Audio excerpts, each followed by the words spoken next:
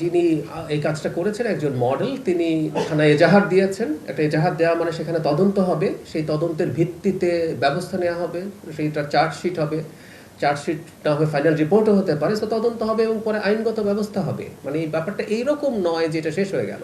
তবে তার জায়গা থেকে তাকে তিনি কোনো না কোনোভাবে সংক্ষুব্ধ হয়েছেন, কিন্তু আপনি যেটা বললেন আমি একেবারেই একমত যে দেশের একজন নাগরিকের কোনোভাবেই উচিত না প্রমাণ উপস্থাপন ছাড়া কোনো মানুষ, এটা শুধু একজন মন্ত্রী প্রতিমন্ত্রীর কথা বলছি না, যে কোনো একজন ব্যক্তি, একজন সাধারণ মানুষ যিনি প্রভাবশালী নন, কারো নাম যখন আমি উচ্চারণ করি তার কিন্তু একটা সোশ্যাল হিউমিলিয়েশনের প্রশ্ন আছে, পাবলিক হিউমিলিয়েশনের প্রশ্ন আছে। সো এই দায়িত্ববোধগুলো আমাদের নাগরিকদের অবশ্যই থাকা উচিত। আর যার কথা বলেছেন তিনি যদি সংক্ষুব্ধ হন সেই ব্যাপারে তারও ব্যবস্থা নেওয়ার স্কোপ আছে। বাংলাদেশে আমরা এটা দেখতে চাই, এটা মানে বাংলাদেশ দেখতে চায় যে প্রত্যেকটা কিছু লিগ্যাল প্রসেসে হচ্ছে।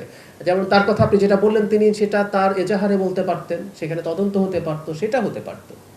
এবং তিনি যে ধরনের শর্ত দিচ্ছেন, যে ধরনের বক্তব্য দিচ্ছেন, সে ধরনের বক্তব্যগুলো অনেক আগে দিয়ে না দেওয়াই ভালো। কারণ সরকার কি করছে না করছে সেটা দেখার তো এখন সময় চলে যায়নি। একটা অভিযোগ এসছে, সেই অভিযোগের তদন্ত হবে এবং আমি বিশ্বাস করি একটা যৌক্তিক তদন্ত হবে। হ্যাঁ, তিনি নাগরিক হিসাবে সাংবাদিকদের সামনে আসতে পারেন, জনগণের সামনে আসতে পারেন, তার সমস্যার কথা জানাতে পারেন, সেই রাইট তার আছে।